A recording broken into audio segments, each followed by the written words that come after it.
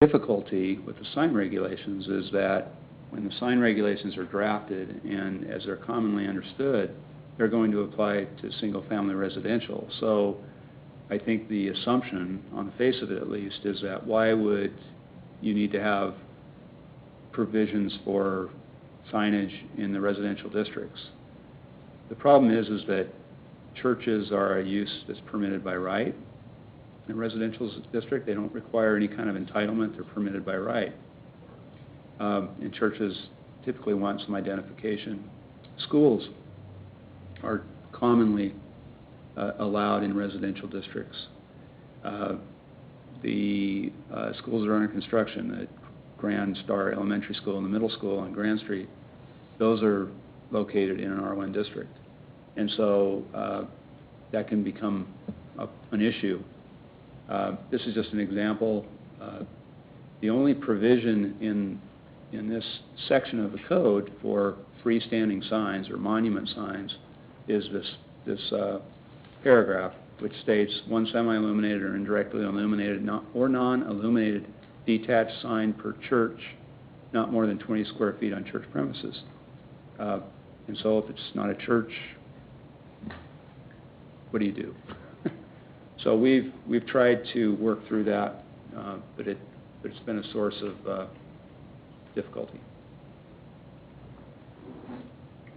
And I think that concludes my slides. Thank you very much. You're welcome.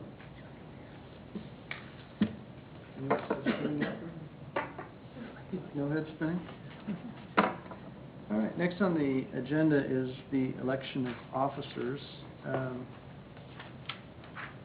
These officers will serve the agenda says the 2013 through 2014 term. I'd like to just comment that it would be the remainder of the 2013-2014 term because it goes through May when the bylaws call for the elections. So these officers will serve until May of 2014. We need to elect a chairman and a vice chairman. Is there any question over the duties that those offices hold?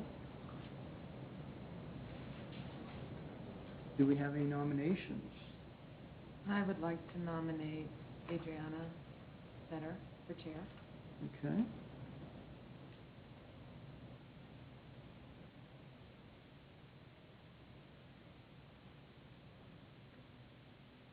Nomination for Adriana Vetter for chair. Do we have a second for that nomination?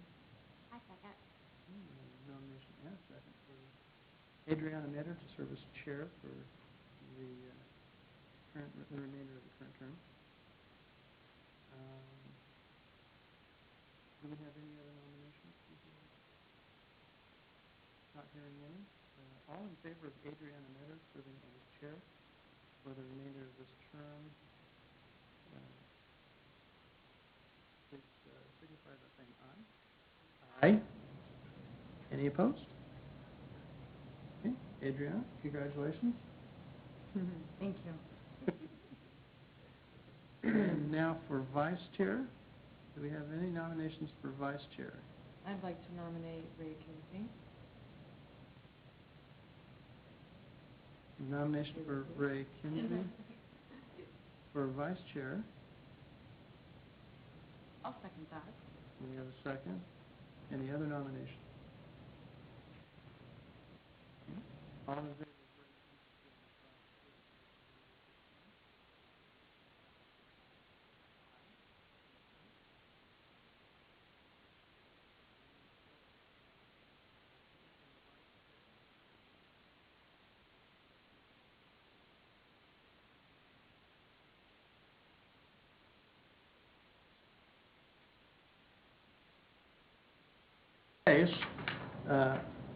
Then I don't have to ask permissions to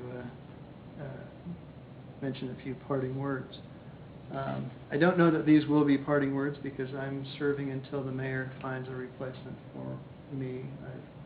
I've submitted a resignation, but he's asked that I remain until he can find a replacement for the commission. which I am happy to do.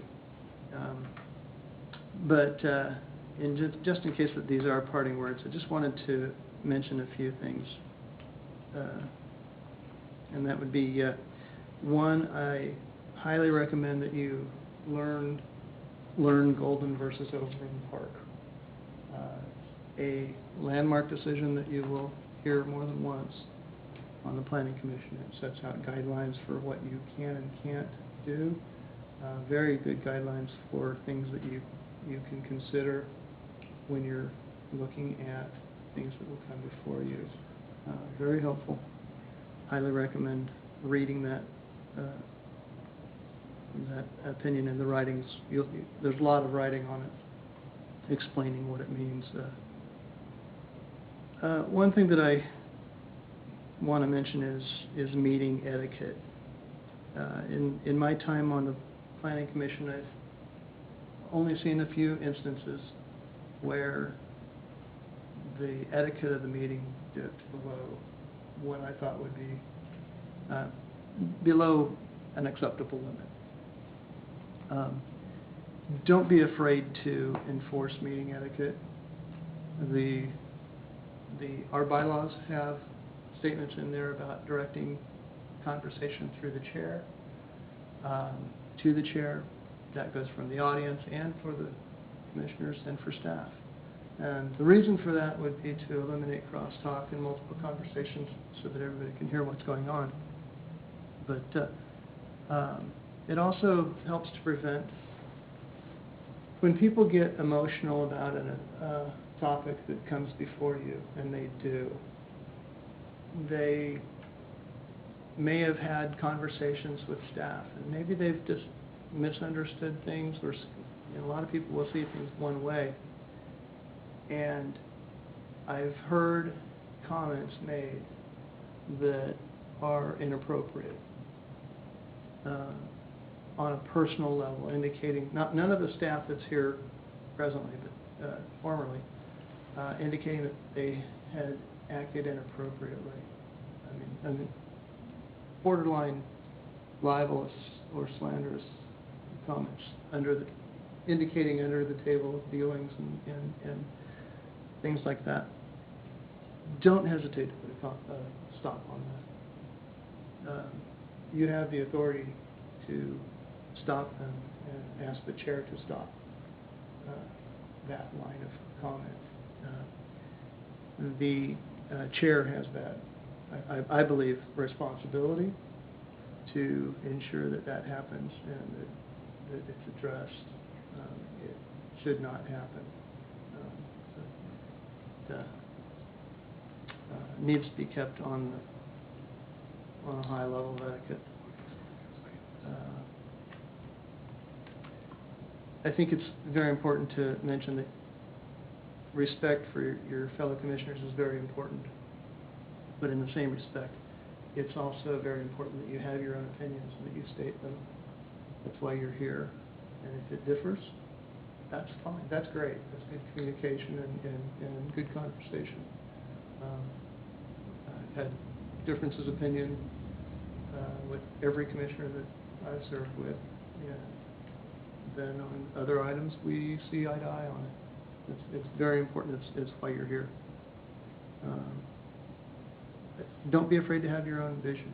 Bring your vision to the meetings. And that's why you're here. You're visioning for Gardner, the community that we want. How do we want this community to develop? So things that are important to you, things that you see that may be missing, bring those ideas and those visions with you. One of my big things over the time that I've served on the Planning Commission was pedestrian linkage and being able to have a neighborhood, a whole city that you can walk through.